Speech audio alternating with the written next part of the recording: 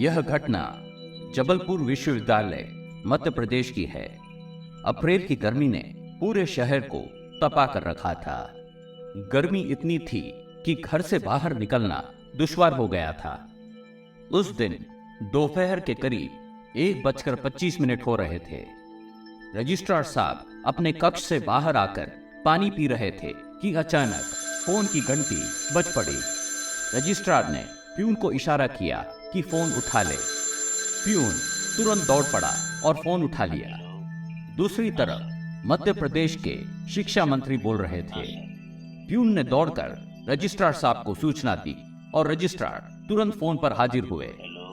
शिक्षा मंत्री कुछ परेशान से लग रहे थे। इधर उधर की बात करने के बाद वे तुरंत मुद्दे की बात पर आ गए और बोले, अच्छा बताइए तो, क्या रजनीश चंद्र मोहन जैन आज काम कर रहे हैं? रजनीश से उनका तात्पर्य आचार्य श्री रजनीश ओशो से था।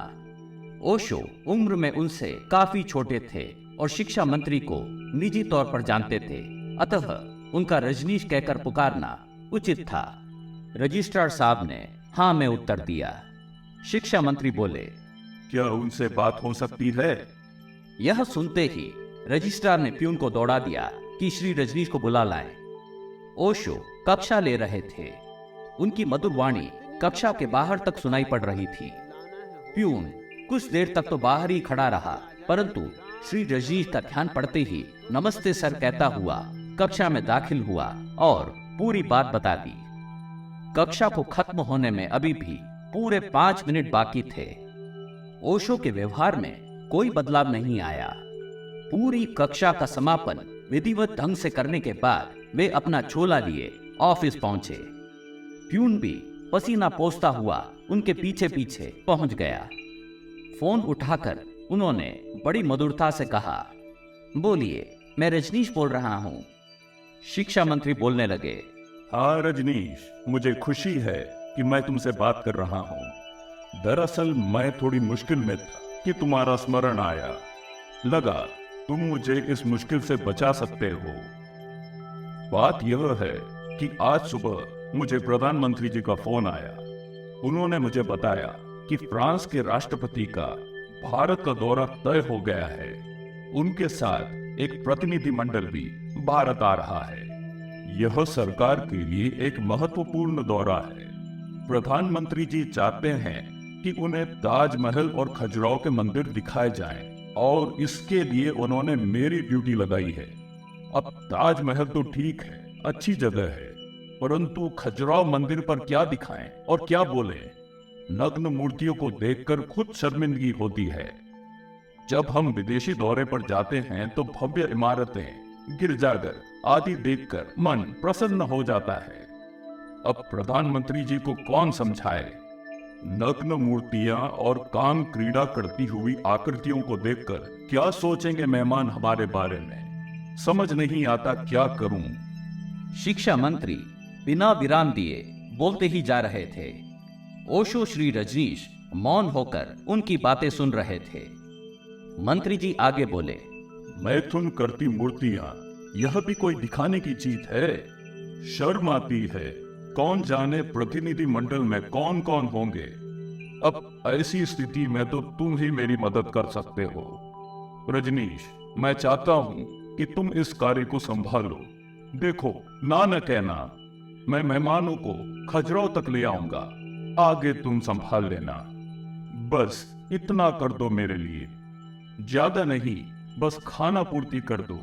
अगर चाहो तो रजिस्ट्रार से कहकर खजुराहो या काम शास्त्र पर साहित्य भिजवा दूं।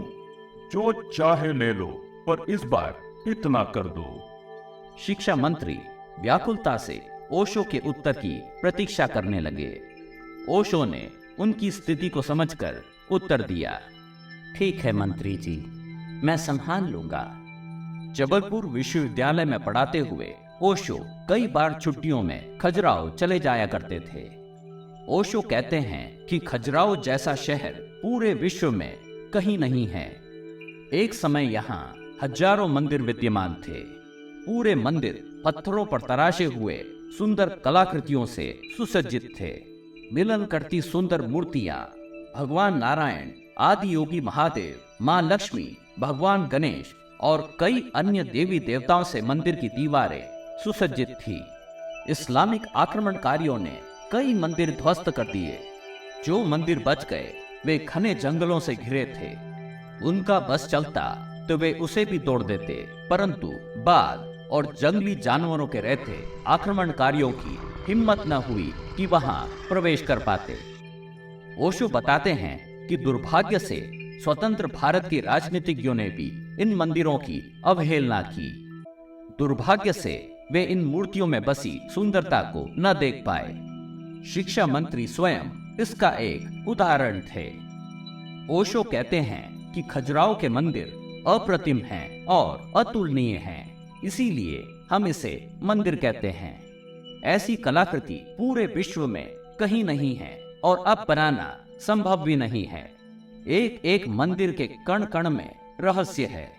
सामने होकर भी यह जन सामान्य के समझ के परे है। खजुराहो के मंदिर परिपूर्ण हैं, क्योंकि यह सिर्फ पत्थरों पर कलाकृतियां नहीं है, बल्कि मनुष्य का पूरा दर्शन और मनोविज्ञान है।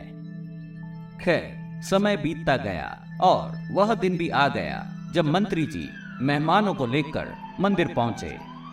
आचार्य श्री रजनीश से मिलवाने के बाद मंत्री जी मंदिर प्रांगण के बाहर ही रुक गए। ओशो राष्ट्रपति और मेहमानों को मंदिर प्रांगण में ले आए। एक एक स्तंभ पर बनी सुंदर आकृतियों के विषय में अद्भुत ज्ञान पाकर सभी मेहमान मंत्रमुग्ध हुए जा रहे थे। मंदिरों के निर्माण की असली वजह से लेकर तंत्र शास्त्र, काम शास्त्र, कुंडलिनी, ऊर्जा शक्ति, मनोविज्ञान और भारत के प्राचीन एवं गूढ़ ज्ञान पर श्री रजनीश की पकड़ को सारे मेहमान भली भांति महसूस कर रहे थे। साधारण से दिखने वाले 27-28 साल के तेजस्वी युवक के ज्ञान की वर्षा ने सभी मेहमानों को भिगो दिया था। श्री रजनीश ने मेहमानों को बताया कि प्राचीन भारतीय संस्कृति ने मनुष्य जीवन के किसी भी पक्ष को कभी नहीं नकारा। जहां एक तरफ ज्ञानियों ने संन्यास और ब्रह्मचर्य के महत्व को समझा और जाना, वहीं दूसरी तरफ गृहस्थ जीवन एवं काम शक्ति को भी स्वीकार किया। यहाँ कुछ भी त्याज्य नहीं है। काम शक्ति को ऊर्ध्व कर सहस्रार तक लेकर जाने की तांत्रिक विधि और शास्त्र पर श्री रजनीश के धारा प्रवाह वचन माहौल में मिश्री घोल रहे थे। सभी मेहमान अभिमंत्रित होकर ओशो के वचन सुन रहे थे। इसके बाद ओशो सभी को लेकर मंदिर के एक गर्भगृह में पहुंचे, जहां एक भव्य अप्रतिम शिवलिंग विराजमान थे। गर्भगृह की शांति में श्री रजनीश ने बताया कि यह व्यक्ति के भीतर की शांति का प्रतीक है। जिस प्रकार मंदिर की भारी दीवारें काम क्रीड़ा करती आकृतियों से सुसज्जित है, उसी प्रकार मनुष्य जीवन भी शारीरिक स्तर पर क्रीड़ाओं में उलझा रहता है, परंतु उसके भीतर एक स्थान ऐसा भी होता है जहां असीम शांति होती है। तंत्र विज्ञान पर बोलते हुए उन्होंने कहा कि तंत्र का एक अर्थ चेतना का विस्तार भी होता है। भारत के महान योगियों ने इस पर बहुत अधिक अध्ययन किया था। उन्हें तांत्रिक कहा जाता था, परंतु असल में वे मनोवैज्ञानिक एवं योग के बड़े विद्वान थे। योगिक क्रियाएं और ध्यान द्वारा उन्होंने ऐसे ढंग खोज लिए थे जिसके द्वारा दैनिक जीवन के प्रलोभन और यौन सुख से परे जाकर उन्होंने यह खोज लिया था कि हम मूलतः चेतना हैं। ये मंदिर इसी सत्य पर आधारित हैं। ओशो की वाणी में सभी मेहमान जैसे बन से गए थे। समय कैसे बीत गया पता ही न चला। जब विदाई का समय आया तो राष्ट्रपति ने श्री रजनीश से एक प्रश्न पूछ ही डाला। रजनीश, तुम उम्र में बड़े छोटे हो, परंतु तुम्हें इतना ज्ञान कैसे हुआ? विश्वास ही नहीं होता कि कोई इतनी कम उम्र में तंत्र शास्त्र और प्राचीन गूढ़ ज्ञान का इतना विद्वान हो सकता है। अगर तुम्हें बुरा न लगे तो क्या मैं पूछ सकता हूँ कि तुम करते क्या हो? श्री रजनीश कुछ कह पाते इसके पहले ही भारतीय सरकार के एक अधिकारी ने जवाब दिया। सर, रजनीश जी तो विश्वविद्यालय में मनोविज्ञान के प्रोफेसर हैं। राष्ट्रपति जी ने फ्रेंच में कहा, से मैग्निफिक, अर्थात अद्भुत है यह। श्री रजनीश मुस्कुरा दिए।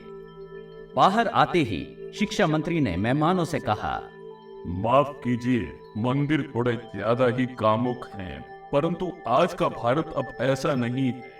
यह पुरानी बात है। आज का आधुनिक भारत काफी आगे बढ़ चुका है। हाँ। शिक्षा मंत्री अभी भी शर्मिंदगी महसूस कर रहे थे। राष्ट्रपति ने इसे भापा और बोले, कैसी बातें कर रहे हैं आप? आपको तो गर्व होना चाहिए। यह मंदिर तो भव्य है। यह तो आपकी धरोहर है महोदय। ऐसी जगह आकर हमें अत्यंत प्रसन्नता हुई है। ऐसी कलाकृतियां तो हमने विश्व में कहीं नहीं देखी। वाह, हमारे पास तो शब्द नहीं है। और इस नौजवान के तो क्या कहने, लाजवाब। Mercy बोकू Rajish, thank you very much. तुमसे मंदिरों के बारे में ज्ञान पाकर हमें अत्यंत प्रसन्नता हुई है। निश्चित ही तुम भारत के गौरव हो। और हाँ, अगर फ्रांस आना हुआ तो कृपया हमें सूचित करना। हमें आपकी मेहमान नवाजी करने का मौका मिलेगा। गुरु प्रेमियों, अश्लीलता मन में होती है। पवित्रता अपवित्रता दृष्टिकोण का विषय है। जिसे नग्न कहकर मंत्री जी नकार रहे थे, वह मानव जाति के विस्तार का मूल स्रोत है। ओशो कहते हैं, जिसे हम बेहुदापन या भद्दापन कहते हैं, वह हमारे दिमाग की उपज है। खजुराहो के मंदिर अपने अंदर एक रहस्य को छुपाए हुए हैं। इन रहस्यों को समझने की जरूरत है। यह मंदिर तो कुंडलनी ऊर्जा और अंतर यात्रा की संभावनाओं के प्रतीक हैं। गुरु प्रेमियों, गुरु स्टोरीज हमारे प्यारे भगवान सदगुरु के चरणों में चढ़ाए हुए पुष्प हैं। कृपया इन पुष्पों की महक के विस्तार में हमारा यथासंभव योगदान करें। कृपया वीडियो को लाइक करें और अगर आपने सब्सक्राइब ना किया हो तो सब्सक्राइब कर दें। आपका प्यार और स्नेह हमारी ताकत है। हम आपका हृदय से धन्यवाद करते हैं और आपके मंगल की कामना करते हैं। धन्यवाद।